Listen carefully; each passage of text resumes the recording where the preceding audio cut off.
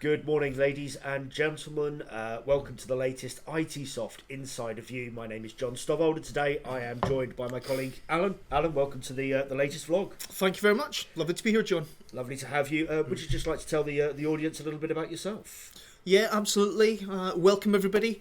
My name's Alan Brown. I'm from the sales team, been a member of the sales team for over 5 years now. Before that, I was in the general process automation space, but looking to focus now and narrow it into process automation for purely invoice processing. Lovely, thank you very much. Today we are going to be talking about the importance of data. Yes. That's the focus around what we're going to be discussing today. And data is this thing, we see it in the news all the time. It's regularly being talked about, data breaches, organisations with too much data, selling of data, etc. But very specifically, we're going to start looking at the importance of this to the accounts payable process. Yeah. Very much a case of within the AP teams, there is a big focus on reporting, there's a big focus on the analytic capability, and it's all about data. So they're just after huge amounts more data to be able to understand what they're doing, how they're doing it, and being able to push, probably quite correctly, the responsibility out into the business. But they need data for that, and that all starts at the very start of the process, around, where's that coming from? And that's when you get the invoice. The old adage of you only get out what you put in. That's the good old database adage, and you're being politically correct about that one. Yes, absolutely. I'm sure there's another word will be used in there, isn't there? Can't think what it is. No, yeah, absolutely. So we've been obviously looking at this for a while, and for us as an organisation, this message around the importance of capturing information the moment it's received into the business, it's a key element of what we talk about and we try and focus businesses on. We've highlighted, and ladies and gents, there will be a slide deck available that accompanies this. And what we've highlighted is that 5 of the biggest global companies right now are Apple, Amazon, Alphabet or Google, Microsoft and Facebook. Yep. And the question here is, what have these guys all got in common? So for those of you listening, answers down below right now. Mark the timestamp. What do these companies all have in common? Yeah, and it is. It is, but it's not the obvious one because they all have products, absolutely, and they're all in the technology industry. But the big thing that they have that they've been exploiting probably more than their actual product is the data elements to it, and that's the really interesting thing about a lot of other companies that are looking to grow that are outside of this space as well, but within technology. And what businesses are looking to do outside of the finance space as well, by the way, in other departments, it's all about the data. Data's the key. Yeah, and data's king actually. Now, I used to be in information management, data management 20 odd years ago. Started off there, and yes, I'm slightly older than you from that point of view, John. But only a little. Yeah, small smidgen. But back then, data was just as critical, but people didn't understand it. Nowadays, people understand it because they know how to use it and what they're doing with it, or what they want to do with it, but they've never had the data. So huge difference now. We see it in the retail sector as well. Yeah. You've only got to look at the failing of the high street, if you like. All these small shops that are closing down. Well, fundamentally, it's because they don't know who they're selling to, when they're selling to them, what they're selling to them. They don't have eyes on this. You compare that to Amazon, who's on that list. They know everything about every one of their customers that's bought anything from them at any time. And my word, do they exploit that as well. They know how to promote, to push, to hit you on the social media channels. Yeah. They know what they're doing. Well, they've got really good artificial intelligence that they're wrapping around that to be able to say, based on what you're looking at, based on what you've bought, what do we think you're going to be interested in? Yeah. What do you think we should be promoting to you? Because that's going to be of value to you as a consumer. Never mind, the data they're then using for advertising and generating revenue from that. But it's all data related. It's all about what do we want to do with it from a consumer point of view. Excuse me, but also from their point of view as a business, how can they use that to keep you as a customer, keep your attention, keep you engaged with them, and then be able to exploit that internally themselves for additional revenue gains. Nothing wrong with that. Yeah, absolutely. Cross-sell, in reality, it's traditional business methods, but being done in an unconventional way. driven by data. Disrupted. Yes. It's disruptive data from that point of view. And that's what all of those companies are. They're disruptors in their marketplace. Yeah. You've already said there, it's a traditional business model. Retail is a traditional business model. Amazon came along and they fundamentally did it differently. Yeah. What did they do differently? Well, they paid attention to what people were doing. They tracked, traced, and monitored. And they did Facebook it really was well. not the first social media site. Before that, there was a number of them that kicked around, and yet Facebook is the dominant. It's the giant. It's the one that expanded highest, fastest, furthest. And why? They tracked, they traced, they managed their data, they managed this information, and that's where data is so important. I mean, talking about Facebook as well, there was a piece in Forbes recently. I think it was back end of last year, so the numbers may be slightly out. But what they were looking at was very specifically, it was Facebook, and the question they posed is, why is Facebook currently valued at $415 billion US, and yet United Airlines, well established, well known, global brand. Okay, and a company that actually owns things as well. They're not just offices and people, and has thousands of people. Yeah, but they own aircraft. They have licenses to airport facilities and so on and so forth. And yet at the time they were only worth, and I say only, I'm not going to cry for them here, but only worth $24 billion. And why? How does this happen? And it's data. Data is the distinct difference. Facebook doesn't need a second product, a third product. I mean, they bought Instagram, they bought other things, but fundamentally it's the same premise behind it. What they've got is they've got everybody's data. They manipulate everybody's data. They sell advertising based on everybody's data. They've got it all there. I think one of the key things is the core product. So if you take someone like Facebook, but if you take something like the iPhone, the core product is still there. So, actually where Apple really made their money from wasn't, actually, on computers, which is where they started. It was actually on music. That was where they really, got the consumers to buy into them. And then it was through the iPhone and still with music. Well, it wasn't just the iPhone, but all the other ones they had with that. But they then kept the consumers with them, so that fundamental underlying product was good and strong and a requirement for the marketplace at that time. But what all these companies have done really well is and you mentioned retail. How do we keep you coming back to our shop? From a retail point of view, that's what Marks and Spencers have struggled with. That's what a lot of them have struggled with. Even the Poundland equivalents have struggled, on something that's a commodity item. So where these other companies like Facebook and their valuations have changed dramatically is because they've got the core product in place, which is a good product for what it's doing, but actually is it really that different from an iPhone to Samsung? They all fundamentally do the same thing. One's got a lot more apps than the other, but they still do the same fundamental thing. It's about the data that they're using with that, about how they engage with the person on a personalised basis. To do that, we need to know information about you, and things like, what age, what are your interests, why are your interests there, etc., etc., and who else, do you have as a group of friends around that are engaging with that, to be able to then send you information on a regular basis to go, would you be interested in this? What about having more information about that? Here's a news report about this. And we all get it and we all buy into it, even if it is some of it, subjective or, a little bit, I'm not really interested in that right now, but you catch on to it. And they've done that all through data. It's all been about the analytics of that data and the AI and the cleverness that they've put into that to then go, I think today John's going to be interested in bang. Yeah. And if he responds to that, guess what? They've got another bit of information. But also, if you don't respond to that, they've also got another bit of information about what you're not interested in for today. That's not to say they're not going to come back to you with that tomorrow. And try the message again. Absolutely. But I think you've mentioned it there anyway, and you highlighted it with Apple, with music, is they digitalised it. Yes. What did they do? They took something, we were all buying CDs, we were all buying albums, we were all going to, Woolworths and buying, everybody did it. Everybody wanted music. Okay, you may have listened to the radio as well, but everybody was buying music. And what Apple did so well is they digitalised this. They made it an easy purchasing product Yep. without any physical element to it. They made it fast, And efficient, convenient. They removed the human element, which Yep. is where the errors come into Yep. play, And the cost. unfortunately, and where the cost comes in. So they're stripping away cost and making it easier for you to do business with them in a way that you want to.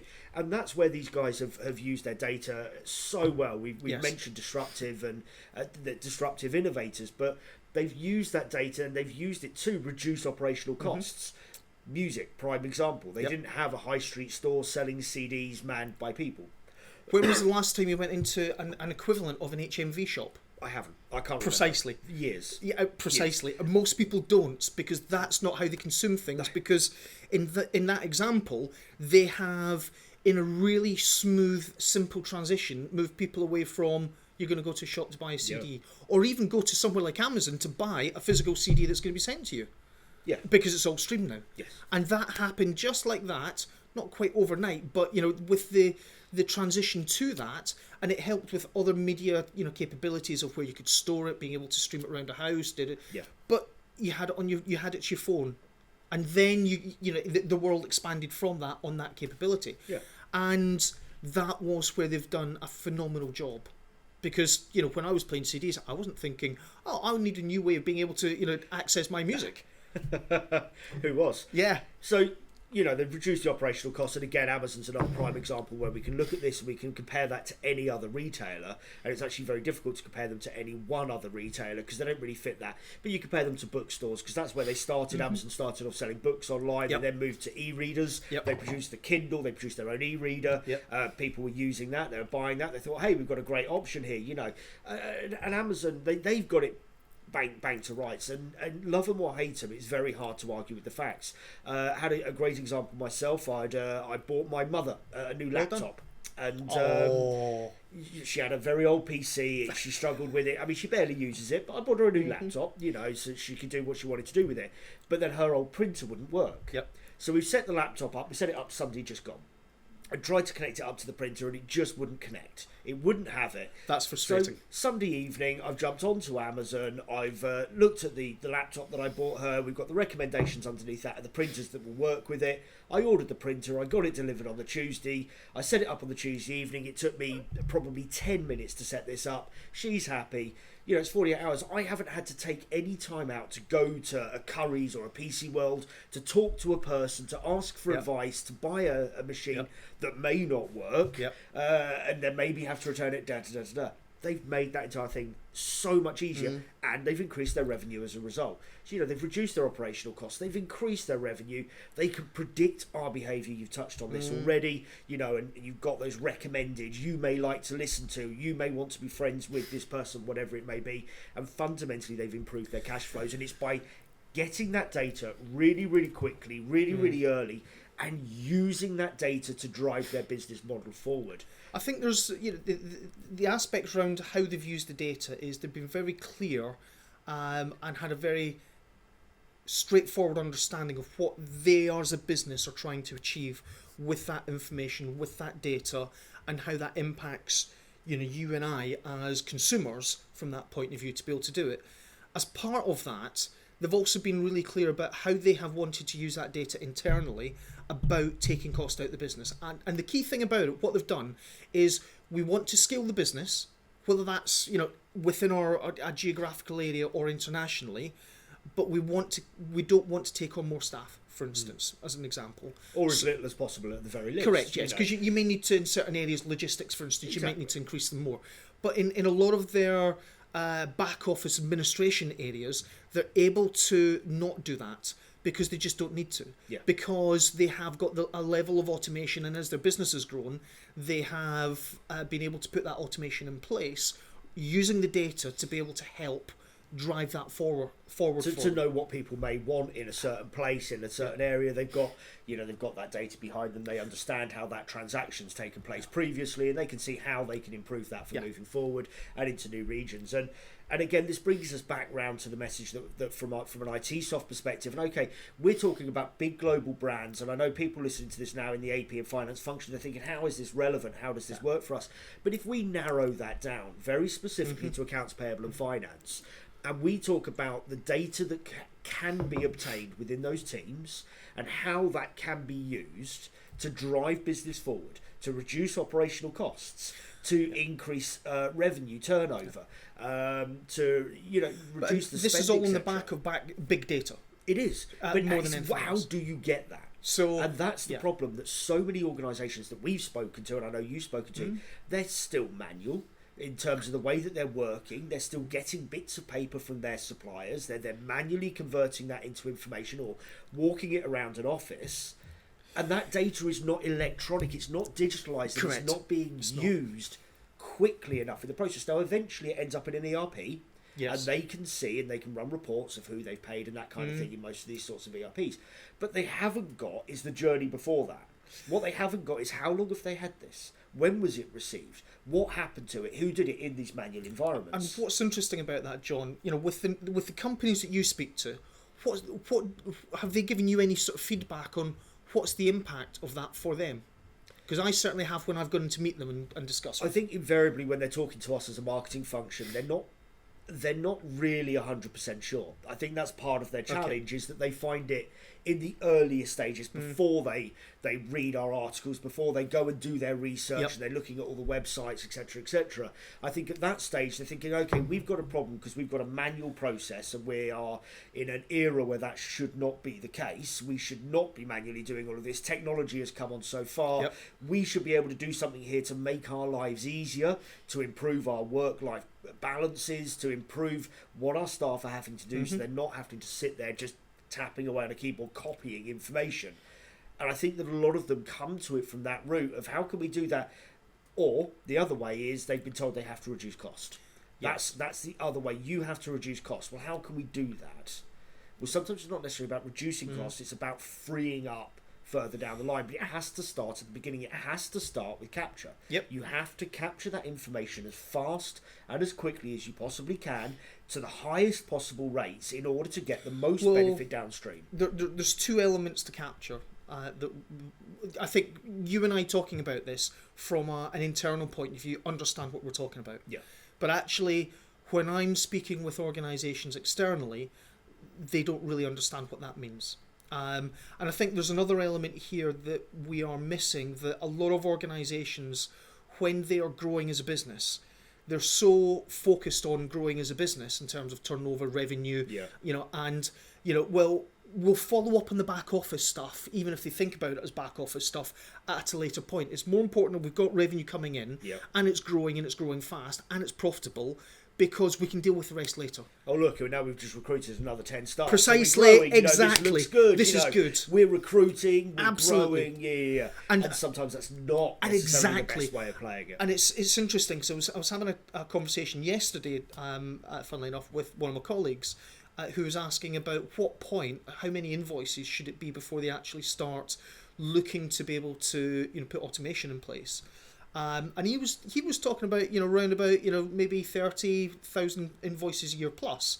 I'm going, well, on average, if an organisation is really good, and from a processing point of view, and bear in mind most of the organisations I speak with are already manual.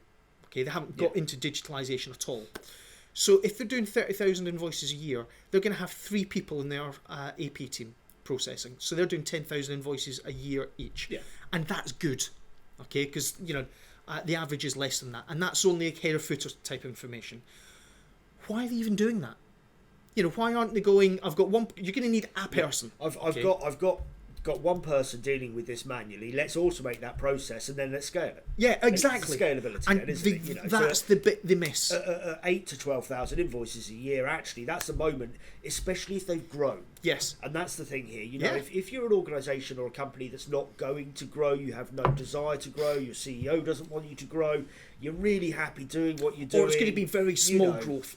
That's fine. But that kind of environment, well, actually, no, if you're only doing 5, 6, 7,000 invoices a year, well, actually, you're probably a pretty decent size anyway. I'm not belittling that size in the slightest, but the reality is no, you're not going to look at this as a scalability issue. But yes, you're right. If you've got somebody there full time doing this, and as an organisation you are wanting to grow, actually that's probably a prime opportunity to make the investment at a small level at that stage, knowing that you've got that there for the future as you move further down the line. Or what about even where organisations go, we'll open up a new office, and they just replicate the whole thing? Why? Yeah.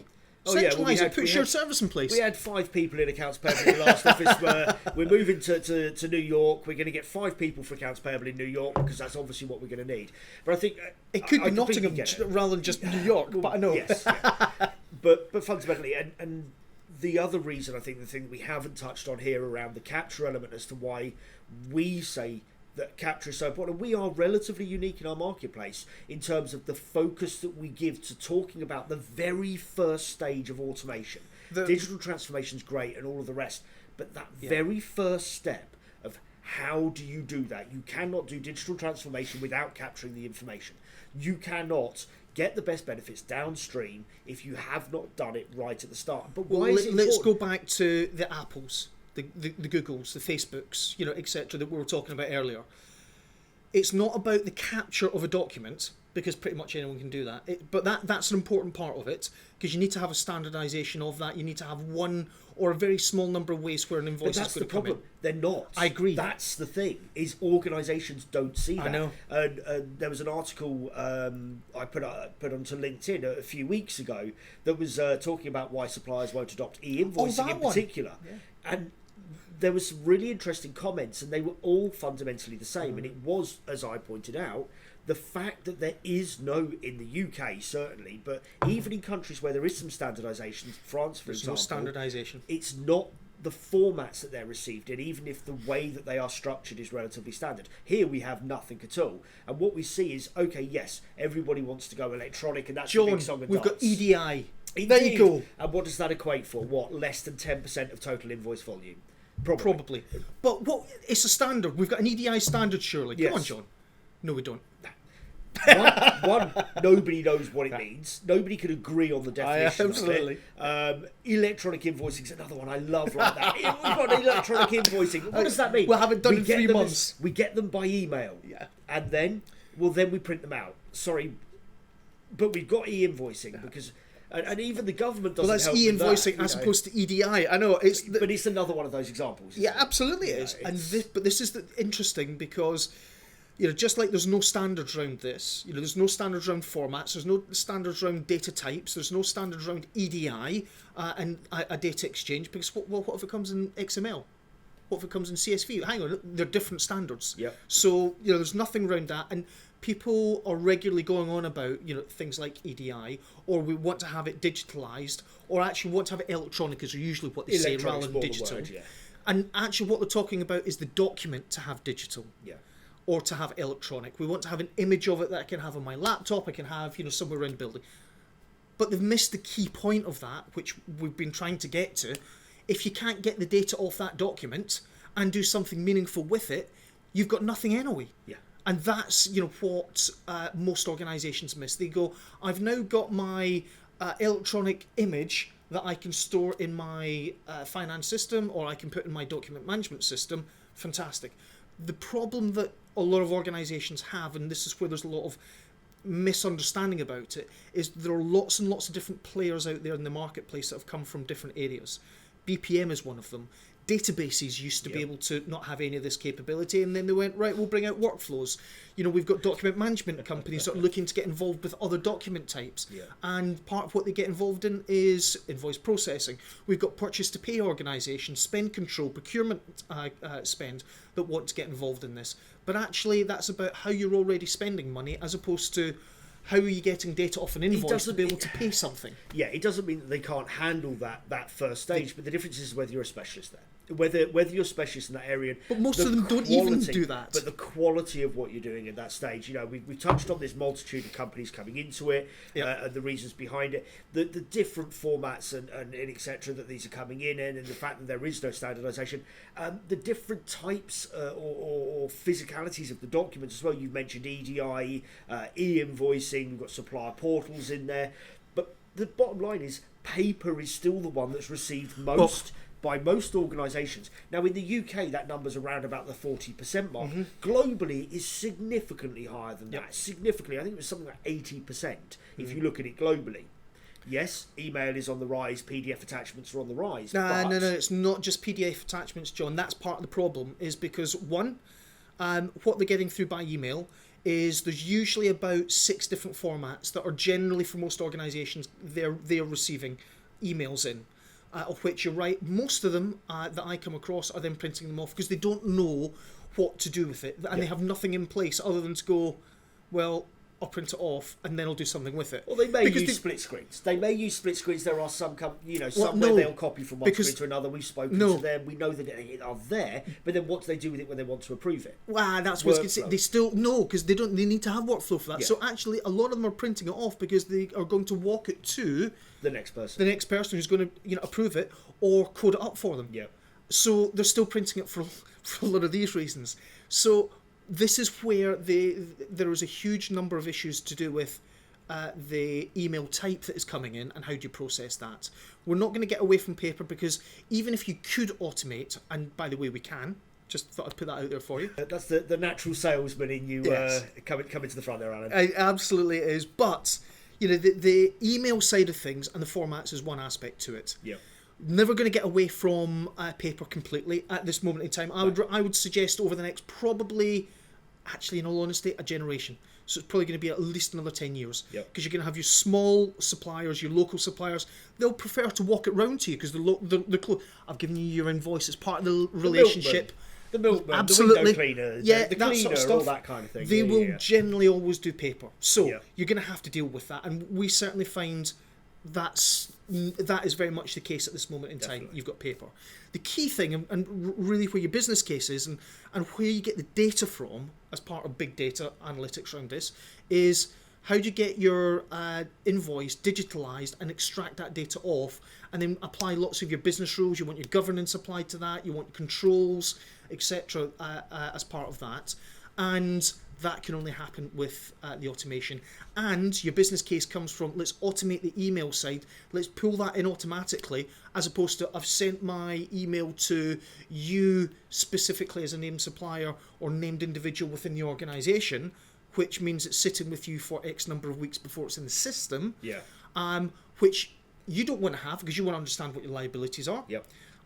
You also want to be able to, and this comes back to what I was going to say earlier about why a lot of organisations are looking to do this automation, is what I find is when you get high enough up, but not to high enough up an organisation where they are willing to be open because you've got a good relationship with them, actually a big driver for them is they've got their reputation in AP or finance within the organisation is low.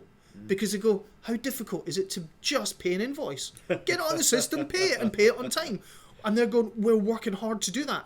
And you said it earlier, John, they do not have the time, they don't have the capacity in the team to be able to do that because they've got no spare time. They've not got any of the automation in place to be able to go, I can get it on the system easy. So they want to actually increase their reputation. And to do that, they need data. To do that, they need to be able to have time to analyse the data and push it out into the business as well as suppliers, because it's not just the business. It's not just the business. No, it's not. There's a huge element where the supplier needs to take some ownership and responsibility. Yes. But again, if you can't engage them, if you don't have access to that information, if you can't see who these bad suppliers are, the ones who never quote their purchase order number, the ones who always send it into the business instead of sending it to accounts payable and finance, anything like that, the ones who fail to give you GRNs or whatever it may be. But these bad suppliers, if you haven't got the data and you can't deal with it across the whole journey, you don't know the data. If you're manually putting that information into the ERP, well, you're not going to do that until you've got everything you need for that function. Which means you don't know that actually these guys have sent this invoice in 16 times, 14 of them without a purchase order, 12 of them with different values on line items, one of them they forgot to add the VAT on, because your AP clerk has manually dealt with all of these and they've just put the final block of data in. You don't know that it's a bad supplier. You have no idea, and you don't know how long you've been due to pay them that money for either. I think duty to reports are becoming a more and more interesting one, especially as Name and shame. There's an element of name and shame, but what's great about duty to report is they now have teeth, or kicking people off the list. Now, okay, you could argue, well, how important is the list then on that basis? But at least they're doing something about it to name and shame them. And internally, that name and shame is really important, because actually, it may well be that people in the business haven't realised actually, where they are or what the impact is, which is generally the big issue. There's a big reputational risk that can come with that as well. Yes. Okay, so the list may not be important, but the fact that you've been named and shamed means that a new organisation that's looking to do business with you, and hey, it's the same as when you're going to do business with anybody. What's the first thing you do? You jump on jolly old Google, and the first thing's a quick Google. Who are these guys? Yep. And if the top thing that comes back up is the fact that they don't pay their suppliers for 96 days, you're going to sit there and go, yeah, do I want to do business with these guys? I mean, there's always alternatives. Yep. Nearly always. Maybe if it's Amazon comes knocking, you might struggle with that one or something. But fundamentally, for most organisations, there are alternatives. And it's that bad press, it's that reputational hit. But what happens, and I've been there, what happens is you're going to have a conversation with them about, well, it says that you're a bad payer. So we want to put a strategy in place with yourself because we want to do business with you, Mr. Customer, because we've worked a long time to get to the point where we are to sign this, etc., etc. But we want to mitigate our risk of you not paying either on time or at all for whatever reason, because externally you're being shown as a bad payer. So what do we do about that? And I have some customers where they are at a point that they have to pay for their goods before they actually get sent out. Yep. And they've gone, we need to change, and that's one of the drivers for them, is we need to change that because cash flow. Exactly. Cash flow. John, you're a telepathic ninja.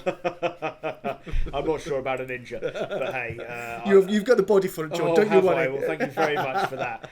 I think this is something that we can go through this for forever and a day. And I think, generally speaking, when we're in this industry, we should be passionate about it. We should have information, knowledge, and insight about it. We should want to be able to debate on it and talk about the pros and the cons. Fundamentally, I think the message that we're trying to get through here is data is vital. Data is king, as you've already mentioned. If you as an organisation genuinely wish to grow, if you wish to disrupt your industry, data is one of the best ways of doing that. If you as an accounts payable and a finance function wish to actually bring real benefit to your organisation, the way that you do that is you digitalise, you capture information as quickly as possible, your supplier invoices as quickly as possible, so that downstream in your analytical tools, when you're looking at what are you doing with businesses, where are you spending your money, what is that spend looking like, how important is this a good supplier or a bad supplier, all these myriad of things that you as a business want to know. If you haven't got that capture in place at the very, very beginning, the highest quality capture, the most information that you can extract from no fixed format documentation as well. So you've got that omni-channel capture where it's multiple streams of information coming in that you have to handle, you have to extract it, you have to get the highest possible percentages out of that. And that's the snowball effect. It is. You make a mistake at the start, and the snowball gets bigger and bigger and bigger the longer it goes through the process. You guys in accounts payable will know if you've got a retro some payment out the system, it's an absolute pain in the backside. It's something you don't want to do. Very well said. Thank you. I was trying to be careful with my choice of words there. So getting it right at the start, and we used the old database adage, back then, is vitally important. But to get that vital important piece done, you don't want to have lots of people and lots of effort there, because you then don't get the effort and you still make mistakes where it's manual. That's the problem, and I hate to say it, that you take a human out of the process, invariably you drop off the number of mistakes, and it's a horrible thing to say, and everybody's going to be sat there going, oh yeah, but look at what happened with BA the other week. Once. Yes. Okay, yes, that was a big failing. Don't get me wrong, it was a big failing, but it was a one-off. Yes. How many small incremental mistakes, if we scale this down, because your accounts payable department is not BA, you are not millions of staff across multiple locations with hundreds of aircraft. Okay, you're an AP finance function. You are vital to your organisation. You are literally the lifeblood. You are what pumps the money around, pumps the products around, keeps your suppliers happy, keeps the stuff coming in, okay? Keeps building product for them. But you're not BA. You're not that size, you're not that scale. So we have to scale this down. We have to look at the myriad of small errors that happen, a wrong keystroke, that can then mean that the PO doesn't actually match what you've got there, which means that then somebody else has to spend time looking at it, correcting it.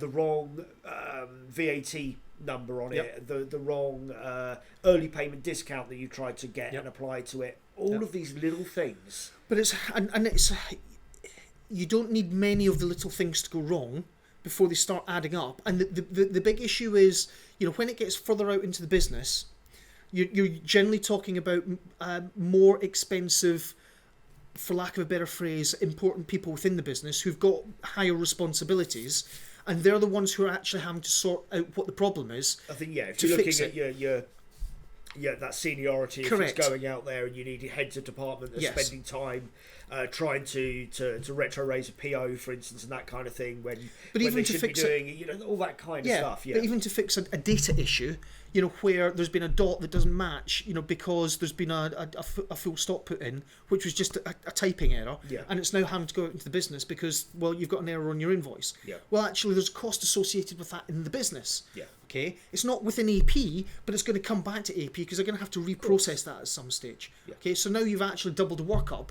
back from an AP perspective, and that's all building on top of this snowball effect.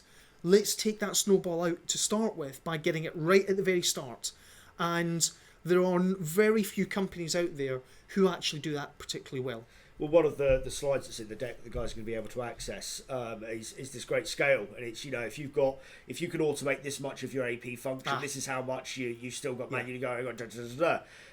But that's only looking at AP, and you've just touched on the fact there that actually, because 40% of your invoices that are being processed are having to be manually touched, for argument's sake, that's a lot of work for your department, for your team. Okay, you're still going to have 4 out of your 10 people handling those invoices, or whatever that number looks like. But then if each of those also has to hit the business, or even a percentage of those has to hit the business, then that number just keeps growing Exponentially. and it's a pain, and it's a cost to the organisation that doesn't need to be. Doesn't add any value. That is the key thing about it. It doesn't add value. But it's also about, when you're looking to put digitalisation into the business, anything that's PO based shouldn't actually be with AP, apart from maybe some data correction elements to that, which are going to be the exception only. Yeah. So you're going to be a really small number. Anything that's PO based should be out in the business. Simple as that. They shouldn't be seeing it apart from a reporting point of view. Okay. That makes a huge difference in terms of the capacity that they have, a huge difference in terms of what they could be doing instead in terms of educating their suppliers, or being able to run reports and do analysis back into the business, being able to have some sort of supplier consolidation.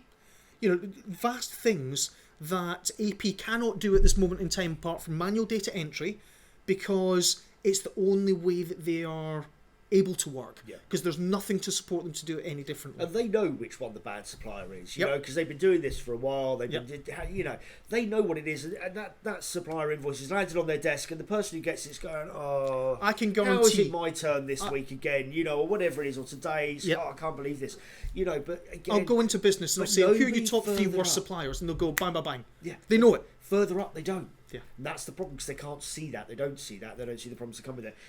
Again, like I say, I mean, we can go on and on and on about this one. I think it's a message that for us as an organisation is vital, and it's something that we feel so many people out there genuinely don't understand the huge benefits from ensuring the quality of the capture at the start of the process. I think there's. I'm just going to cut across you there, John, because I think this is part of the.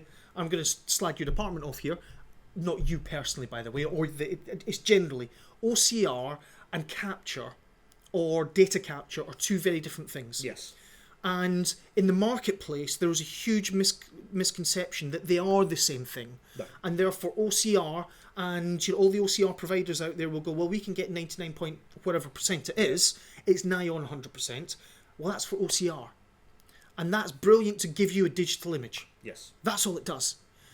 What we're talking about around the capture side is how do you get data and validate that data, that it's meaningful data for your organisation and against your purchase orders or as a supplier to do something with in an automated way. Yeah. That's vastly different, and people don't get that. No, and I think you're right. I think that there's been, whether it's from marketing, whether it's from sales, whether it's from management, Never sales. But from the technology side of this, from technology providers like us, it's not the first time I've said this on a recording. I've said it with APA.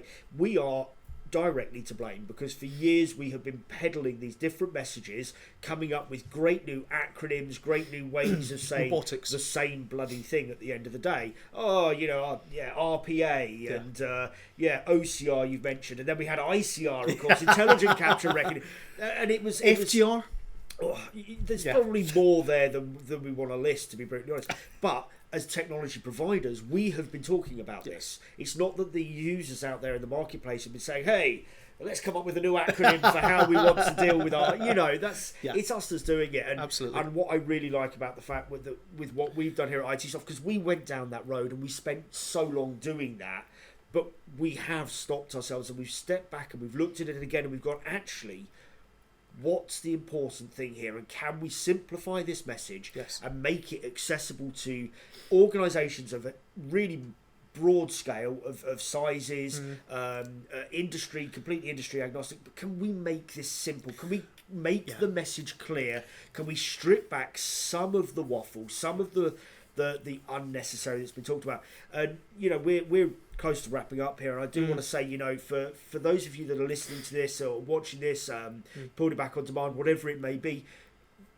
when you're on the site and you're looking at the video, you will see that there's a registration option there, because we're going to do a live demo of our capture element of our platform. Okay, perfect. In September, it's online, but it's a live demonstration, and we want to prove to you the fact that we can capture so much more information than anybody else is able to. So much so that during the course of that demonstration, anybody who wants to will be able to email in to us live supplier invoices, and we will show them the capture that comes out the back live with as many people on there as is dialed in. We don't care. We will take that. We will say, yes, we can do that. And for any of you that are listening to this now who want to see the application in play, please do register. Please do join us in September, mid-September, for that session. I think it's going to be a really good session. Some of the messaging will be very similar to what we've heard today. For those people who don't see this and just register for the demo itself, but I'll be joined by my colleague Craig, pre-sales manager for the UK. Okay. He's going to deliver this, and during that session, we're not even going to give you the email now to send them to. We don't want them. No. There on the day, he will give you the email address to send those invoices into, and we will show the capture engine at work. Yeah. I think for now, ladies and gentlemen, that's where I think we probably need to leave you. Alan, thank you very much. Quite right. Thank you very much for having me. Thank you very much, John, for hosting me. You're welcome. Have you enjoyed your first vlog with us? It has been an experience, one that I was unsure what it would be, and therefore, yes, it's been very good. Thank you. Glad to hear it. Ladies and gentlemen, thank you very much. We'll see you again soon.